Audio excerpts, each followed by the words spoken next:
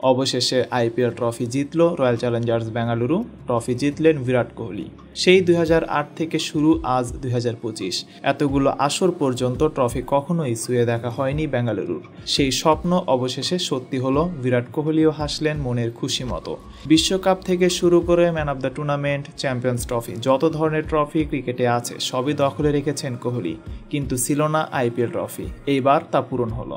আইপিএলের ফাইনালে পাঞ্জাব কিংসকে 6 রানে হারিয়ে প্রথমবারের মতো টুর্নামেন্ট জিতল রয়্যাল চ্যালেঞ্জার্স বেঙ্গালুরু। টসে হেরে ব্যাট করতে নেমেছিলেন দুই ওপেনার ফিল সল্ট এবং বিরাট কোহলি, কিন্তু দলীয় 18 রানেই বিদায় নেন ফিল সল্ট। এরপর ক্রিজে আসেন মায়াঙ্ক আগরওয়াল। 18 বলে 24 রান করতেই বিদায় নেন মায়াঙ্ক। রজত পাতিদার এসেও খুব বেশি সুবিধা করতে পারেননি, মাত্র 26 রানে ফিরে গিয়েছেন। সত্যি বলতে এই দিন বেঙ্গালুরুর কোনো ব্যাটসম্যানই খুব বেশি রান করতে পারেননি। 24 রান, 25 রান, 26 রান করেই সবাই সংগ্রহ করছিল এবং আউটও হচ্ছিল, কিন্তু ব্যতিক্রম বিরাট কোহলি। আউটের আগ পর্যন্ত খেলেছেন 35 বলে 43 রানের ইনিংস, আর এই রানই বেঙ্গালুরু ব্যাটসম্যানদের মধ্যে সর্বোচ্চ।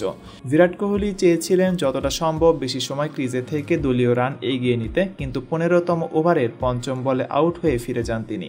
শেষ পর্যন্ত 20 ওভার ব্যাটিং করে 9 উইকেট হারিয়ে 190 রান করেছিল বেঙ্গালুরু।